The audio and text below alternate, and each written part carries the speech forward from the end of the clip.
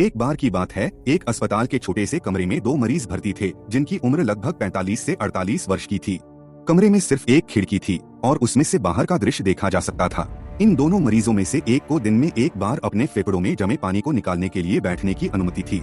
डॉक्टरों ने उसे दिन में 2 घंटे तक बैठने की इजाजत दी थी ताकि उसके शरीर में रक्त संचार बेहतर हो सके। सौभाग्य से उसका बिस्तर खिड़की के पास था। दूसरा मरीज जो कमरे के भीतर ही पड़ा रहता था, खिड़की के पास वाले मरीज से बातें करके समय बिताता था। हर दोपहर जब खिड़की के पास वाला मरीज बैठता था तो वह बाहर का दृश्य अपने बिस्तर पर लेटे मरीज दोस्त को विस्तार से सुनाने लगता। खिड़की से एक सुंदर झील दिखाई देती है। वह कहता, झील के किनारे हरे भरे पेड़ हैं और कुछ लोग अपनी नावों में बैठकर झील में घूम रहे हैं। बच्चे खुशी खुशी कागज की नाव चला रहे हैं और प्रेमी जोड़े हाथों में हाथ डाले किनारे पर टहल रहे हैं। पास में एक पार्क भी है जहाँ बच्चे झूले झूल रहे हैं। पक्षियों की चहचहाहट पूरे वातावरण को मधुर बना देती है। इस तरह हर दिन वह मरीज अपने मित्र को नए नए दृश्य सुनाता, जिससे बिस्तर पर पड़ा व्यक्ति कल्पना की दुनिया में खो जाता।